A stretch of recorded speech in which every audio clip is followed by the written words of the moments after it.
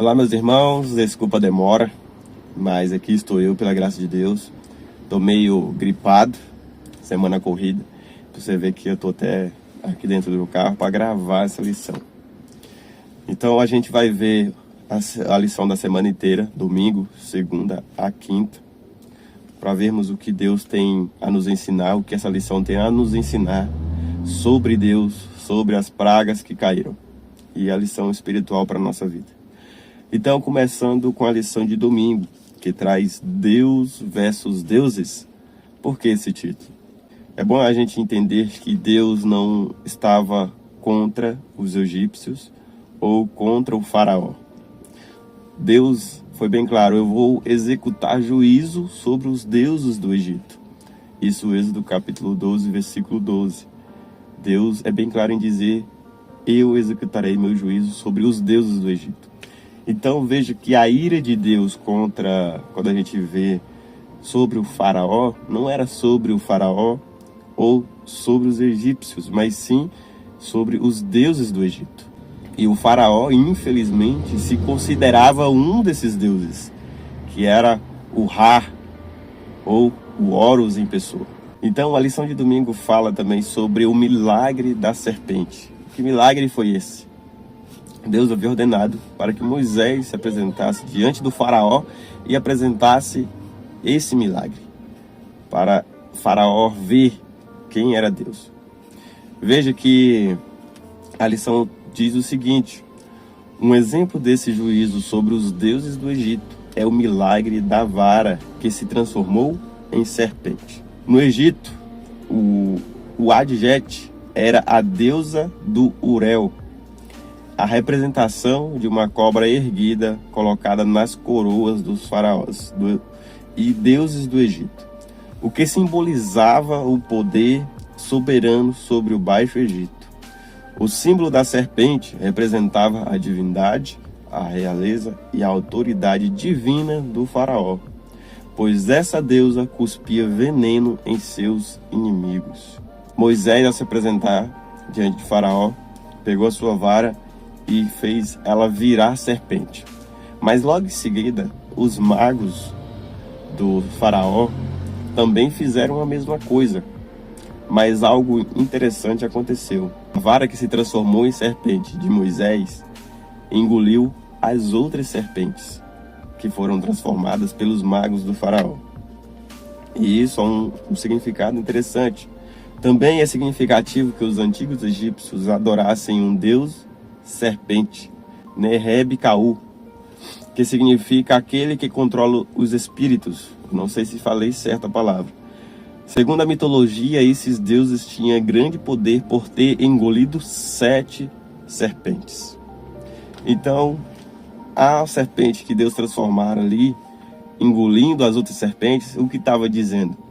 Estava dizendo que Deus é quem tem o poder, é Ele quem dá autoridade. Então, se a serpente simbolizava um poder e autoridade, realeza para Faraó, agora Deus estava mostrando que somente Ele é quem tem a autoridade, o poder supremo sobre esses deuses e sobre o Faraó. E a lição traz uma pergunta interessante: como podemos permitir que o Senhor tenha soberania sobre qualquer um dos deuses que buscam supremacia em nossa vida? Interessante que a gente analisa, quando a gente analisa a história, a gente percebe que o ser humano ele tem uma falta de Deus. O ser humano tem um vazio que só é preenchido por um Deus. E para que preencher esse vazio, como ele não conhece o Deus verdadeiro, ele vai buscar criar esses deuses. Então, o faraó e os egípcios, eles criaram deuses para si. Então, tudo que havia no Egito, e até aos dias de hoje atual, pessoas criam deuses para si. A reflexão para nós nessa lição de domingo é: que Deus nós estamos criando para nós?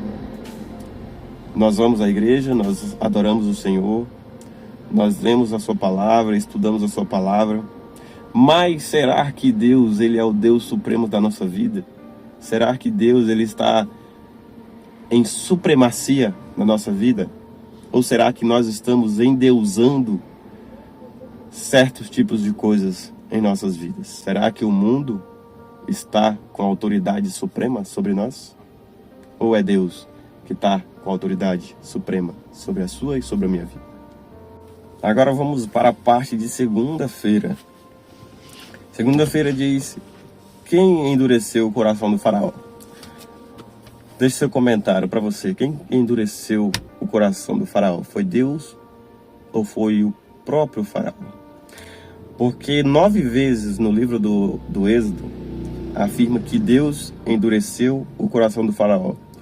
Diz assim, normalmente a frase aparece Deus falando: eu endurecerei o coração do faraó. Então veja que 9 vezes aparece isso no Êxodo capítulo 4, 21, 7, versículo 3, 9, 12. Deus afirmando que ele endureceu o coração do faraó. Só que outras 9 vezes diz que o próprio faraó foi que tornou o seu coração duro, obstinou-se o seu coração. Veja que o texto aparece dessa forma, Deus falando que endureceu o coração do faraó, mas também diz que o faraó endureceu o coração. Então, quem endureceu o coração do faraó? Foi o faraó ou foi Deus? Uma coisa que é importante deixar bem claro aqui, que às vezes vai aparecer pessoas que diz que o faraó já estava predestinado por Deus a recusar deixar Israel sair. Ou seja, estava predestinado a se perder. Vamos deixar bem claro que a palavra de Deus, ela não apoia a predestinação. Ela apoia o seguinte, que a predestinação da salvação. Todos, sem exceção, foram predestinados à salvação. Porém, o que vai manter a pessoa salva é a sua escolha. Todos nós temos a opção da escolha. Deus nos dá essa oportunidade. Assim como o faraó também teve essa oportunidade. Então, quando o texto diz que Deus endureceu o coração do faraó, é que naquela cultura antiga, no hebraico, como é que eu vou poder explicar isso para vocês? Vou tentar explicar de uma forma simples. O seu filho, ele está com resfriados em leve, mas ele está com desejo de comer sorvete e na sua geladeira tem o sorvete. E ele fica insistindo: mãe, pai, eu quero sorvete, eu quero comer o sorvete. E você não pode, você fica falando, você não pode comer o sorvete. Até que ele insiste tanto, você fala assim: tá, eu vou fazer você comer o sorvete. Olha a expressão, eu vou fazer você comer o sorvete. Esse fazer, só que você não vai fazer, não vai forçar o seu filho a comer o sorvete. Você vai pegar o sorvete e vai entregar aqui, coma. Seu filho escolheu comer o sorvete, mesmo sabendo que ele não podia. Ele insistiu e você deu o sorvete para ele. Então, da mesma forma, é aqui que aconteceu com o faraó. Faraó, eu não vou deixar Israel sair. Eu não vou deixar. Ah, não vai não? Aí Deus, eu vou fazer você deixar. Eu vou fazer. Então veja que Deus estava mandando seu juízo sobre os deuses egípcios. Então isso foi fazendo com que o faraó visse que o Deus dele não servia para nada, mas mesmo assim ele teve a opção da escolha. Ele escolheu não deixar Israel sair, até que ele perdeu a guerra. Porque ele estava desafiando quem? Ele estava desafiando o Deus dos céus, o Deus criador dos céus e da terra, o Deus da vida. Ele estava desafiando o verdadeiro Deus. A lição traz uma ilustração bem interessante também. Diz assim, ó: uma ilustração pode nos ajudar a compreender esse tema. Imagine a luz do sol incidindo sobre a manteiga e o barro. A manteiga derrete, mas o barro endurece. O calor do sol é o mesmo em ambos os casos, mas há duas realizações diferentes, os dois resultados distintos. O efeito depende da natureza do material. No caso do faraó, podemos dizer que dependia das atitudes de seu coração em relação a Deus e ao seu povo. O faraó teve o livre-arbítrio para escolher. Assim como eu, você também temos o livre-arbítrio para escolher. Nós, os adventistas, temos uma verdade crucial. A verdade do sábado, as 3 mensagens angélicas, se tratando da mensagem do juízo. Mas, quando você, que é cristão, sendo adventista ou não, mas não conhece essa verdade, você vai ter que fazer uma escolha. Escolher guardar o sábado ou não guardar. Escolher aceitar se é verdadeiramente um mandamento de Deus ainda para se manter ativo ou não. Tudo depende da sua escolha. Deus não força ninguém a fazer uma escolha. Ele mostra os sinais por onde você deve andar, os sinais das quais escolhas você deve fazer. Mas tudo depende de você. Então eu pergunto, como você está fazendo o uso do seu livre-arbítrio? Você está fazendo o uso do seu livre-arbítrio para glorificar a Deus, aceitá-lo em sua vida ou para recusá-lo? Vamos para a parte agora de terça-feira, que traz as 3 primeiras pragas. Quais foram essas pragas? A primeira foi transformar a água do rio Nilo em sangue. A segunda foi pragas de rãs. E a terceira foi piolhos ou germes, em algumas traduções, carrapatos, enfim. Veja que as pragas que Deus lançou, como ele havia dito, executarei meu juízo sobre os deuses do Egito. Então as pragas já seriam diretamente aos deuses egípcios. E a primeira praga atingindo ao deus Rapi, que é o deus do rio Nilo. Eles veneravam o rio Nilo. Eles faziam cerimônias litúrgicas no rio Nilo. E o deus Rapi era considerado provedor da vida e da fertilidade. Mas agora Deus transforma as águas do rio Nilo em sangue, mostrando ao faraó o seguinte: somente ele é o autor da vida. Somente ele tem autoridade e poder sobre as águas, sobre o deus Rapi. Uma vez que o deus Rapi, que era considerado como o provedor da vida, agora falhara, porque a vida que havia no rio Nilo morreria. Porque o texto é bem claro em dizer que as águas seriam transformadas em sangue e a vida que haveria no rio seria morta. Todos os peixes morreriam. O outro deus atingido foi o deus Heket, que era representada por uma mulher com cabeça de rã. Era considerada também a deusa da fertilidade, do nascimento e da renovação da vida. E uma curiosidade é que normalmente as mulheres egípcias elas usavam bracelete ou colar em representação de rã, para elas acreditavam que essa deusa protegia elas durante a gravidez, até o nascimento da criança. Agora vem um excesso de rãs, a praga de rãs no Egito, e aquilo que era para ser uma veneração a uma deusa, agora a deusa que eles adoravam se torna um incômodo e maldição.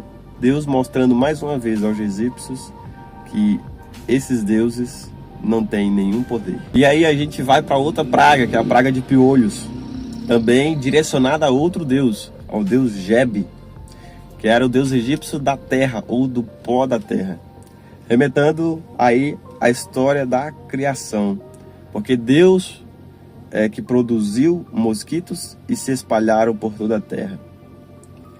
E agora, até então, os magos ainda conseguiram transformar a água em sangue pelas suas ciências ocultas, também fizeram aparecer rãs pelas suas ciências ocultas. Mas agora, nessa praga de piolhos, eles perderam, porque eles tentaram reproduzir, mas não conseguiram. E eles disseram o seguinte, Êxodo capítulo 8, versículo 19. Eles disseram: isso é o dedo de Deus.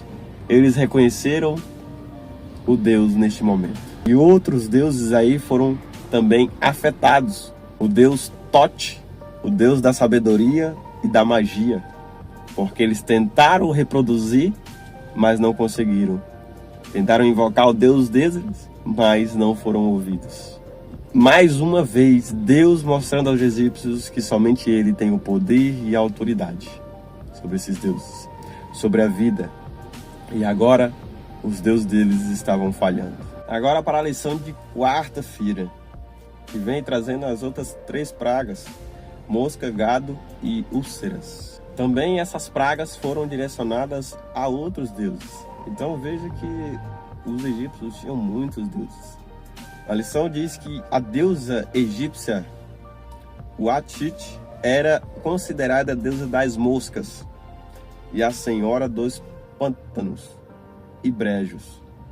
O deus Khepri era associado ao sol nascente, à criação e ao renascimento.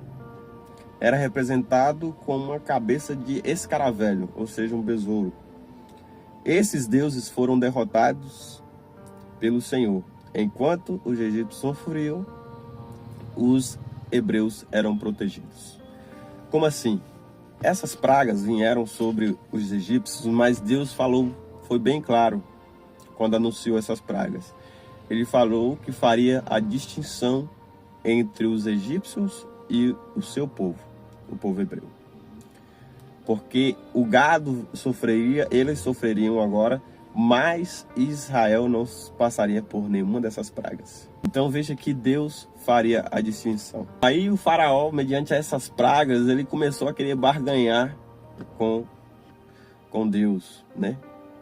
A pressão foi tanta que ele quis barganhar. E ele se dispôs a deixar Israel adorar a Deus, mas no Egito. Mas isso não seria possível, porque iria gerar a ira no faraó, a ira nos egípcios, porque eles consideravam certos animais sagrados. Imagina os hebreus agora sacrificando no Egito. Ia dar ruim. Mas isso não era plano de Deus. Então a próxima praga atingiu quem? O gado. O gado veio a morrer. Os animais dos egípcios vieram a morrer. Mas nenhum animal dos hebreus veio a morrer. Essa praga atingiu o deus Hathor, a deusa egípcia do amor e da proteção. Era retratada como uma cabeça de vaca. Também o deus Touro Apis também era muito popular e estimado no Egito. Essa quinta praga, outras divindades também foram derrotadas. Manifestou a derrota de Ísis, a deusa da medicina, da magia e da sabedoria, a deusa da guerra e das epidemias, e Imhotep, deus da medicina e da cura, que foram incapazes de proteger seus adoradores. Ali nesse momento os sacerdotes tentaram, às vezes buscar a cura, foram tão afetados que não foram nem capazes de estar diante do faraó. E agora nessa relato, é pela primeira vez no relato das 10 pragas que a Bíblia diz que o Senhor endureceu o coração do faraó. Êxodo capítulo 9, versículo 12. Pois, por mais difícil que essa frase pareça, quando entendida no contexto, revela que o Senhor nos permite colher as consequências da nossa própria rejeição persistente a Ele. Então veja que o faraó teve a oportunidade de escolher entre deixar Israel ir ou não deixar. Só que ele escolheu a opção errada. Então Deus foi executando os seus juízos, mas infelizmente faraó fez uma escolha errada. Como a gente já viu, que Deus não endureceu o coração do faraó, mas o próprio faraó que endureceu seu coração pelas suas escolhas. O problema do faraó não era intelectual, o problema do faraó era espiritual. Diante de tantas evidências que Deus estava mostrando ao faraó através das pragas, executando o seu juízo sobre os deuses do Egito, ele ainda permanecia com seu coração duro, pelo ego, pelo orgulho, de modo que foi resistente aos apelos de Deus. Nós devemos tomar cuidado com o orgulho. Às vezes o orgulho nos impede de ver as obras de Deus e nos faz fazer escolhas erradas. E aí, chegando na última parte da quinta-feira, granizo, gafanhoto e escuridão. A lição diz o seguinte, Nut era a deusa egípcia da atmosfera e do espaço sideral, retratada como aquela que controlava o que ocorria sobre o céu e na terra. Osíris era o deus das colheitas e da fertilidade. O granizo é associado ao juízo divino. E aí a gente pode ver Isaías 28, versículo 2, 17, Ezequiel 13, 11 a 13. Então veja que o granizo, chuva de granizo, misturado com fogo, é juízo de Deus. Nessa praga, aqueles que esconderam suas propriedades em um abrigo seguro foram protegidos. Todos foram testados, creriam na palavra de Deus e agiriam de acordo com ela. Então veja que nessa praga do granizo, Deus foi bem claro: olha, eu vou trazer essa praga, mas vocês precisam esconder ou abrigar os seus animais, porque quem tiver fora, animais, pessoas, vai morrer. Então Deus deu um alerta. Então quem temia ao Senhor agora, nesse momento, daria ouvidos à palavra dele ou iria ignorar. Mas veja que Deus é tão grandioso, misericordioso, que isso não valeu para todo o povo egípcio. E agora, os egípcios que temiam a Deus nesse momento, ouviram ao Senhor, esconderam os seus animais, servos, seria poupado. A misericórdia de Deus, ela cai sobre justos e injustos. Nesse momento, alguns optaram por não temer ao Senhor e deixaram animais, servos, e todos esses que ficaram ao tempo morreram. Então a vegetação foi afetada. Somente a terra de Gósen, onde estavam os hebreus, ali não caiu um granizo. Então veja como Deus faz a distinção entre o seu povo, o povo justo, do povo injusto. A preservação da vida do faraó tinha como propósito tornar Deus conhecido no mundo. O rei confessou que havia pecado, mas logo depois voltou atrás. Então várias vezes a gente percebe que faraó, vendo os juízos de Deus, ele chama Moisés e fala: Moisés, pede para Deus, ora ao Senhor por mim e ore a ele para que ele tire essa praga. Então Moisés vai lá e ora.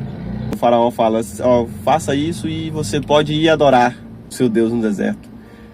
Mas quando passa as coisas, as tribulações, passa, Moisés ora e Deus tira a praga, infelizmente o texto fala que o faraó obstinou seu coração e não deixou o povo sair.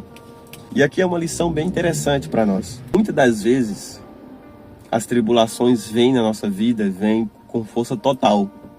As tempestades vêm. E nós, quando não tinha tempestade, a gente não estava nem aí para Deus. Aí, Deus, a gente passa a buscar Deus. Vamos orar ao Senhor. Pedir para que Ele tire essa tempestade de nossas vidas. A gente ora a Deus para que Deus nos livre da tempestade, nos livre de doença, nos livre da pressão. E quando Deus nos livra, nós, em vez de estarmos buscando frequentemente a Deus como estávamos na tempestade, infelizmente nós deixamos Deus de lado. Quando tudo está ruim, nós vamos buscar a Deus. Quando tudo está bom, nós não vamos buscar a Deus. Foi isso que aconteceu com o faraó. Mediante a pressão das pragas, o juízo de Deus vindo: tá bom, Moisés, eu vou deixar o povo sair. Ora ao seu Deus para que ele tire essa praga. Que a praga saiu, deu aquele alívio. Faraó: eu não vou deixar mais esse povo sair. Parece nós, né? E aí veio a praga dos gafanhotos. Sete era o deus das tempestades, guerra e desordem. Junto com Ísis era considerado uma divindade da agricultura. Shu era o deus das atmosferas. Serapis personificava a majestade divina, fertilidade, cura, vida após a morte. Nenhum dos deuses egípcios impediu os juízos divinos, pois os ídolos não são nada. Os servos do faraó insistiram para que ele deixasse Israel ir, mas ele se recusou novamente. Faraó ainda ofereceu um acordo que Moisés rejeitou com razão, pois mulheres e crianças eram parte vital e inseparável da adoração e da comunidade da fé. Então veja, Faraó chamou Moisés e falou: Moisés, você pode ir adorar, mas eu preciso saber quem vai. Moisés falou: não, vai todo mundo. Ele falou: não, vai só os homens. Os homens podem ir adorar. O faraó queria deixar mulheres e crianças ali no Egito, mas os homens poderiam ir. Só que Moisés recusou. Por quê? Porque na adoração ao Senhor, todo mundo tem que fazer parte. Homem, mulheres, crianças, todos, sem exceção. Porque todos são importantes para Deus. E aí, nessa praga do gafanhoto, afetou tudo, né? A vegetação, tudo que havia restado das pragas do granizo, que caiu com fogo, agora foi destruído pelos gafanhotos. Por isso que Sete, a deusa da tempestade, né? Shu, que era deus das atmosferas, da vegetação também, a Ísis. Então veja que nenhum desses deuses foi capaz de proteger a vegetação, a agricultura dos egípcios. Agora, a escuridão. Então, ficou escuro por 3 dias no Egito, de forma que era impossível você enxergar alguma coisa. Era escuridão total. O sol e a lua não tiveram a sua claridade. Mas, aonde os hebreus estavam, havia luz. A escuridão estava só sobre o palácio real, onde o faraó e os egípcios estavam. Nessa praga, diz o seguinte: Ra era o principal deus egípcio, o deus sol. E Tote era o deus lua. Eles não conseguiram produzir luz. Faraó tentou negociar, mas em vão. Uma escuridão de 3 dias cobriu o Egito, mas os israelitas não tinham a luz. A separação não poderia ser mais clara. No entanto, independente das calamidades que atingiram a nação, o faraó continuou resistindo e não cedeu. Por outro lado, seus servos declararam: até quando este homem será um perigo para nós? Deixe essa gente ir para que adorem o Senhor, o Deus deles. Será que o rei ainda não sabe que o Egito está arruinado? Êxodo, capítulo 10, versículo 7. Os conselheiros do faraó insistiram ainda com o faraó para deixar o povo sair, mas ele não deixou. Aqui tem na cultura egípcia, eles acreditavam no seguinte: havia uma serpente, considerada aí Apófis. Talvez você deve saber, já deve ter ouvido falar isso alguma vez. Essa serpente Apófis, ela só aparecia na escuridão. E os egípcios temiam muito, porque eles acreditavam que essa serpente era a inimiga dos deuses. Então, Apófis só aparecia na escuridão. E os deuses agora se juntariam na escuridão para derrotar a serpente Apófis. E durante a noite, os sacerdotes, eles faziam rituais que eles acreditavam que, fazendo rituais, fortaleciam os deuses, o deus Ra, porque o deus Ra, ele guerreava com essa serpente. Porque era o seguinte: eles veneravam o deus Sol, que seria o Ra. Então, quando o Sol estava no céu, beleza. Quando ele estava se pondo, os egípcios acreditavam que o deus Ra estava se pondo para agora guerrear com a serpente Apófis. E se ele ganhar, se o Sol ganhasse a guerra contra a serpente Apófis, ele nasceria de novo. Então todo dia, toda noite eles eles criam nisso, faziam rituais para fortalecer o deus Ra, para ganhar a guerra contra a serpente Apófis. Só que nessa praga agora da escuridão, parece que a serpente Apófis ganha a guerra e o deus Ra perde a guerra.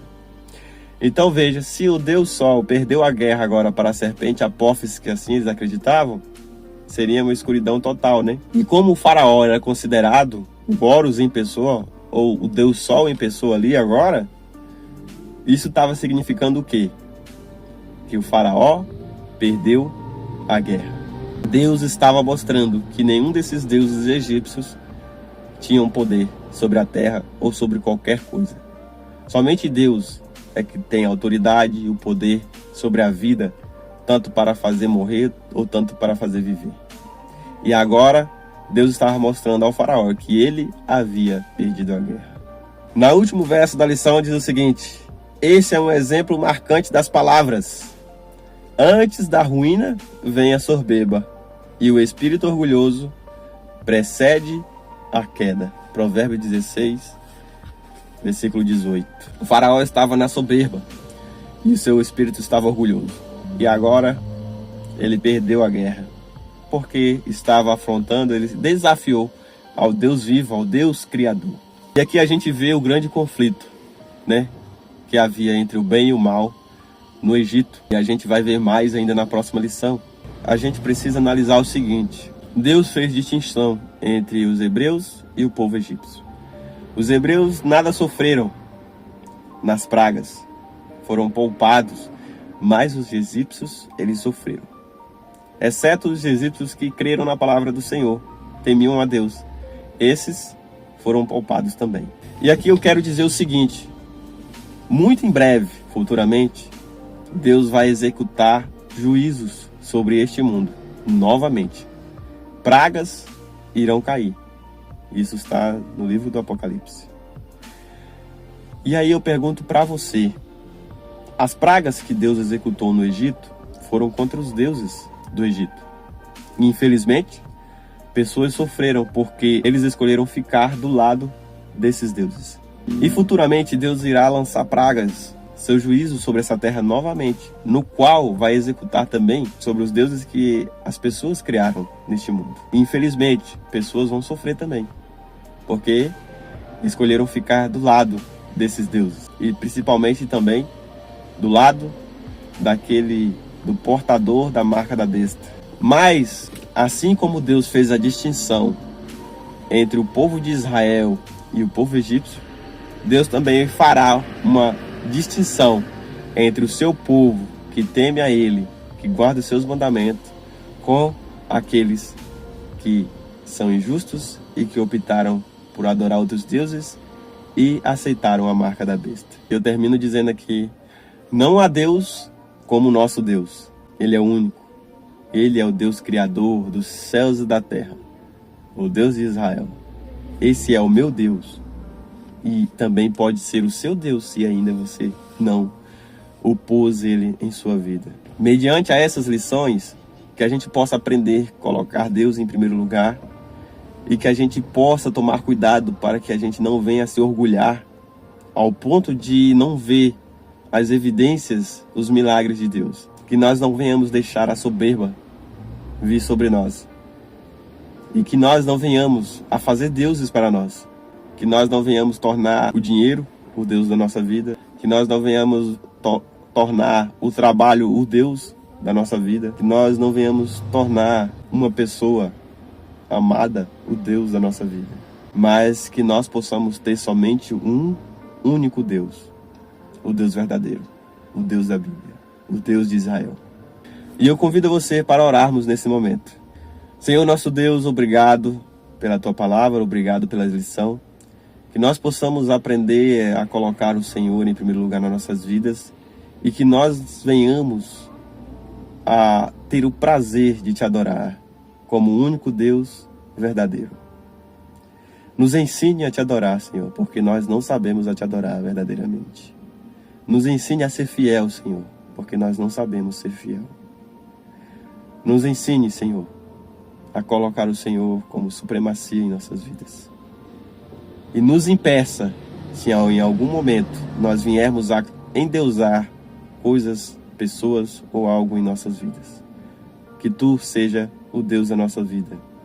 Somente Tu. Roga ao Senhor para que o Teu Espírito possa nos preencher com sabedoria e nos ensinar tudo sobre a Tua palavra e a colocar em prática.